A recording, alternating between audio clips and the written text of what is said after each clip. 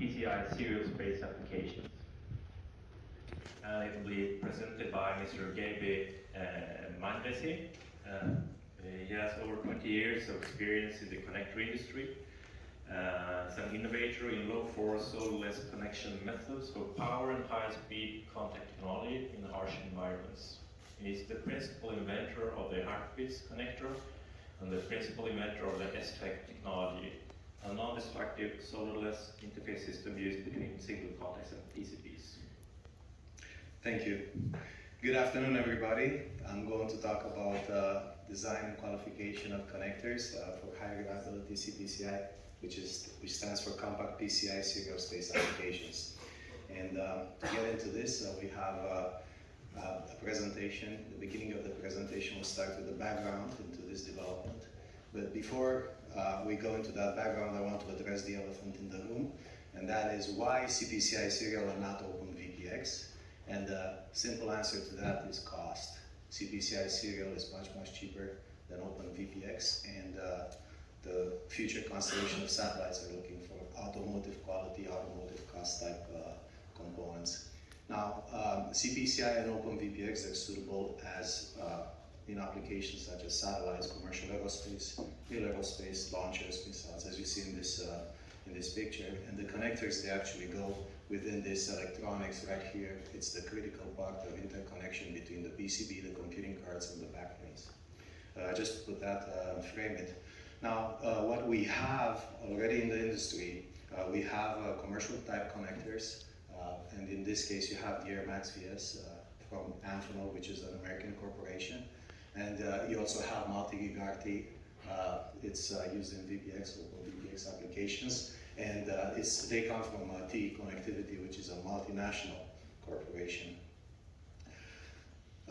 Some historical background into investigations. In August of 2007, NASA conducted an investigation, and the paper is referenced in this box right there. And basically, they look at a two-time bispring interconnection system between the blades and the connectors, and the fact that there is no physical separation of the electrical function from the mechanical function, and therefore that results in time in threatening corrosion, and it leads to an increase in contact resistance, therefore failure. So the commercial application, really the heritage that we have, indicates that there is still work to be done in order to qualify. Now, a more recent timeline, and I'm starting to talk about the sites from 1 through. In August 2017, the PCI Industrial Computers Manufacturers Group released a specification, CPCI serial for space. And I don't know how many people here were members of that working group, but in any case, during 2020, there was a consortium formed between Airbus Defence and Space, Thales Alenia Space, and RUAG, and this consortium is called ADHA, which stands for Advanced Data Handling Architecture. Further down in March of 2001, ADS released a specification specifically designed for this compact PCI serial space connector. In September of 2021, Mindreach, we filed for IP protection, and we secured the rights for the backplane connector, a single piece backplane connector called HYPERBITS. And further, in March of 2022, Mindreach and Alter Technology entered into a collaboration agreement, and we agreed to validate and qualify HYPERBITS to both ESTEC 3401 and CPCI serial specification for space. In April of 2022, ESA released an RFP for procurement and reliability assessment, and in which we will compare the behavior of HYPERBITS connector and also the commercial CPCI serial connectors that I showed earlier. Further, in July of 2022, the ESA released a tender action under ARTES for the development of a space-qualified connector. All this stuff tells us how important the connector is in these types of applications. In August of 22, which is just recently, Mindreach awarded license for HYPERBITS and SFX technology to a new French company called Performance Interconnect, which we represent here today. And what's coming up next in December of 22, Alter Technology will start the qualification testing, the pre-qualification testing for these connectors. So let's look at the solution. The solution that you see here on that board is basically, this is the HYPERBITS connector, and we're going to look at some details of how it works and how simple actually it is. The benefit of the SFX technology, because we believe HYPERBITS is superior, is because it uses no soldering and it does not require press fit terminations. So how does it work? Let's look at that. It's using SFX technology.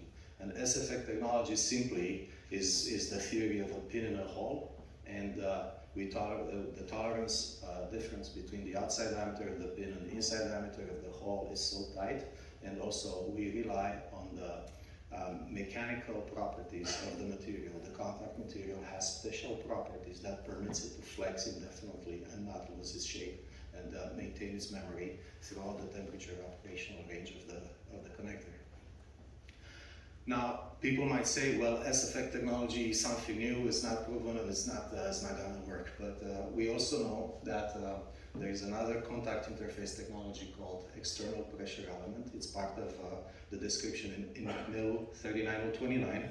And this external pressure element technology has already been qualified to 39029, the Goddard Specified Center 311 specifications, and also just recently to ESTEC 3401.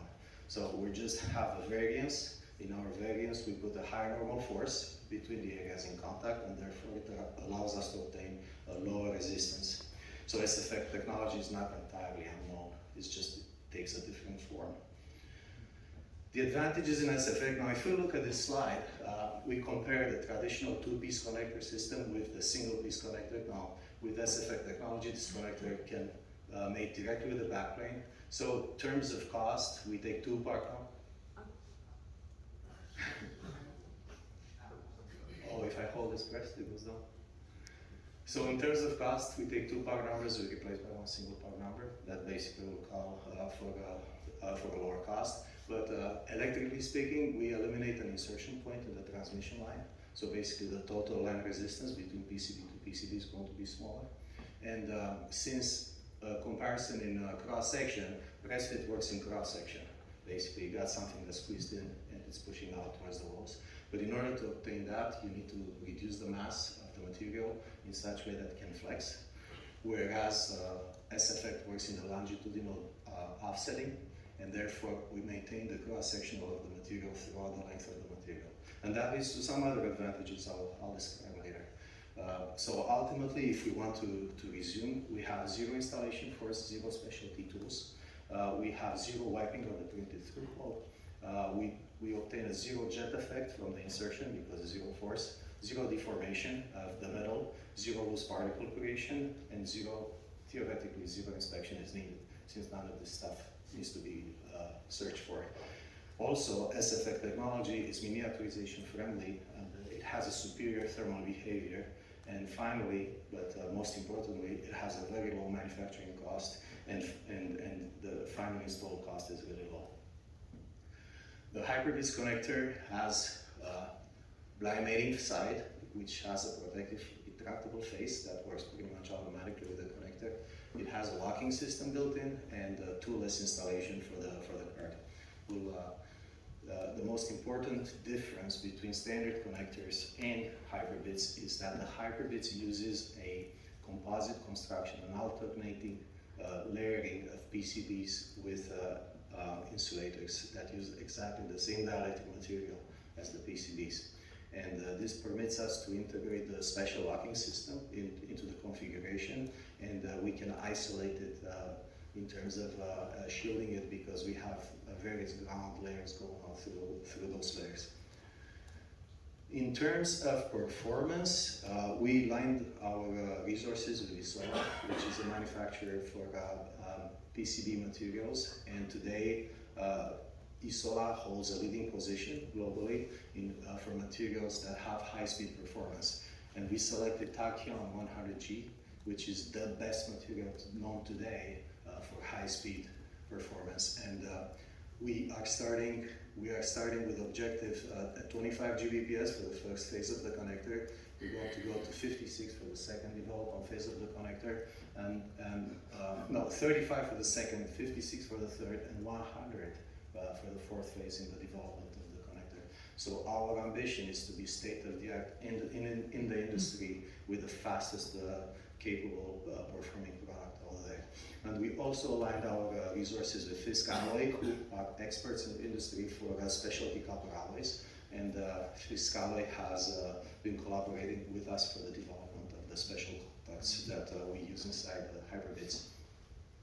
Now this is how the connector works. It basically, it's manually placed on the PCB, and with a hex key you just turn the screw and it offsets the contacts, puts the pressure against the printed holes in the PCB, and the connector fully gets installed.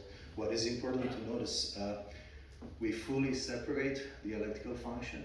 The electrical function in the contacts, the mechanical function is this lever that puts the pressure in, and of course we also respect the towel insulation requirement in the 3401. In addition, for the blind side, now this is a part that is a bit intricate and it's complex. It has never been attempted before, but it's an automatic guiding system and offsetting plate in the same.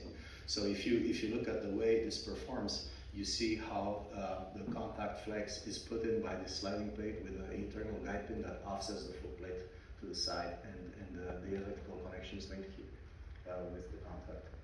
It's yeah, it was a challenge, but we managed to realize it. We already released the part numbers. We completed the bill of materials, so the connectors will be available mid to late December to start testing. What is really important, another part of the strategy, since we can play with the PCB configuration and we can work out with the arrangement with the two HYPERBITS part numbers, 1/6 rows and 1/8 rows. We're replacing 6 different part numbers that are generally used in the commercial application. And of course we can create other part numbers, but we've done our job in such a way that it's very simple for the user to bound it to part numbers instead of 6. We'll have a quick look at the specification because I have to move fast with this. I'm only going to highlight comparison what the ADS specs call for, what HYPERBITS does. We will have a better operating range and temperature from -65 to 155. The insertion force is with the backplane, within the spec, but with the card really there's no force because the force of the offset is applied afterwards. The first phase of the development, it's going to go at 25 Gbps directly. Second phase, like I said, third phase, like I said, and phase 4, 100 Gbps objective to be the best there is there for this type of application. And in terms of the resistance, it's very important. Remember that slide when I showed that we eliminate the full insertion point in electrical resistance? Well, we have a 50% improvement over the existing commercial solution. If you measure PCB to PCB rated condition with Air Max VSC, you get under 20 or just around 20 milliohms, and with HYPERBITS you get less than 10 milliamps, which is basically a huge improvement just for electrical losses. And of course, since we utilize the layering inside the PCB accordingly, we meet the requirement for current carrying per pin, whereas in the existing commercial solutions, whether it's Ernie or anybody else, the maximum current rating is 0.5 amps per contact. So we are 4 times better. We work in voltage, does matter, but we exceed the requirement as well. And for back drilling compatibility, we allow for back drilling on both sides, PCB or backplane. Now, another note that is important to just point out, hard compliant press fit technology is different than low force compliant press fit technology, which was qualified already by Positronic, which is the first company to ever be able to qualify press fit for space applications. However, hard compliant press fit technology is a different story, and it may have some challenges to overcome when it comes to the requirements in 3401. In this moment, I'm going to wear the hat of Mr. Dimas Moria from Altec because he's not here. He couldn't make it, so I'm going to present the plan at Altec. So in December, mid-December 2022, Altec Technology will start the pre-qualification sequence on the HYPERBITS and the Air Max VSC connectors. And this basically, it will be an exercise which is a significant first step in the path towards the full qualification of interconnect devices for CPCI serial space systems. Never been done before, But we don't have a large budget. We cannot do a full qualification at first, so we have to kind of go through and choose only certain features that need to be tested first. So this is the full test flow. It has basically 4 subgroups, and in these 4 subgroups there's a portion with TPA, and there's a portion for checking for outgassing.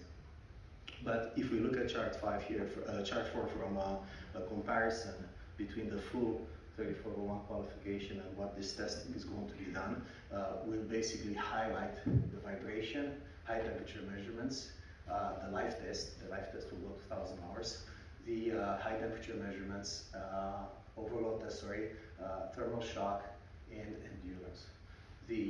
So the output will be also from this sequence outgassing, the insertion to the PCB, because it's unusual, it doesn't exist as a specification. Small parameter characterization also is something that has been done in this context, so it has to be adapted. And also the DPA, like I mentioned, it has to be done in a different way than usual in order to investigate for different things. There are some details here that are presented in each subgroup. I'm just going to highlight, I'm not going to go through all, but sine vibe to 2 kilohertz, and it will be done for about 90 minutes. Random vibration as well. Mechanical shock is going to be 50 G with 11 millisecond duration pulse. So very brutal testing that is usually characteristic of these types of applications. Contact resistance, voltage proof, these are conditions that need to be concluded.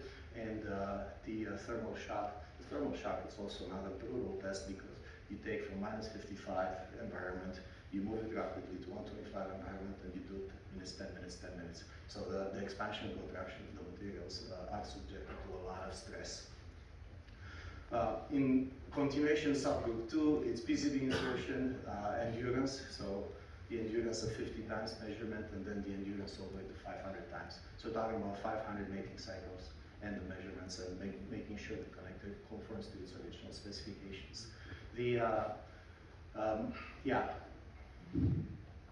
mounting, it's different for press fit. There are criteria to be respected in terms of insertion speed, so to avoid jet effect and to avoid some of those conditions I described earlier, which right now with HYPERBITS we avoid, but the connector has to conform. Destructive physical analysis is just that at the end. They're slicing for the conditions and what is there to conclude. The subgroup 3 is the life test. This is another important test. The key word here is 2,000 hours at 125 Celsius with 2 amps through the contacts, but I think that figure has to be adjusted according to the specifications. And then finally, because they had to introduce this small parameters testing, so we're looking for far and near and crosstalk, and the characteristics to be defined remains here on this column, but basically all of this stuff has to be done. The differential impedance in the Airbus Defense and Space specification are tighter than they are into the commercial data sheet from the commercial connectors. So it's definitely something that it's going to be a challenge for the product. High temperature measurements and overload test in subgroup 4, as well as the overload test, which indicates a condition of a 10-minute duration at an ambient temperature of 25. 2 minutes, please. 2 minutes? Okay. And in order to conclude the presentation, I apologize. I know I had so many slides, but I don't know. It is what it is. The future of SFX technology. First of all, remember, we're going smaller and smaller and smaller, and this is the technology that can open the path to miniaturization. We can go up to 0.02 millimeter contact diameter, which is unheard of in connections. The other thing is improved power transfer, because the cross-section maintenance through the connection method, and the thermal transfer through the connector. So our next projects involve applications where we will use aluminum oxide insulators, which allow us to pass to have thermal conductivity as well through the connector. But the bottom line is simple implementation, low cost, and high reliability, which are going to be proven. And to make a closing statement, HYPERBITS, we're not in business to manufacture connectors, but we're in business to create technology. So HYPERBITS is available for licensing agreement to anybody who's interested. And thank you very much. And this is the part where I answer some questions.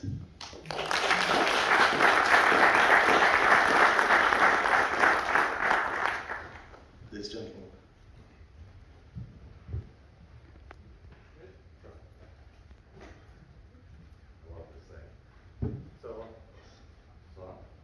No.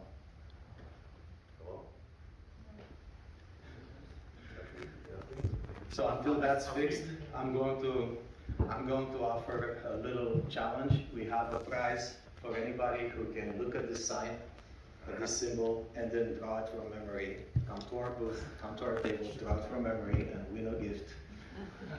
So my question is around, so you mentioned the wire is beryllium copper. What? The wire that goes into the PCB, is that beryllium copper? We didn't mention that. Oh, you did mention that? No. Okay. All right. Well, then my question was around the temperature of your connector, the temperature range. Yeah, minus 55 to minus 65 to 155. Okay, I thought it was 165, but 155 is high enough. I'm just curious about how do you overcome the relaxation of the wire at those temperatures? It's very, in fact, the relaxation point is much higher than that. It's at a temperature over 190 degrees Celsius. We already looked at that, but yes, good question. Okay, thank you. Let's thank the speaker once again.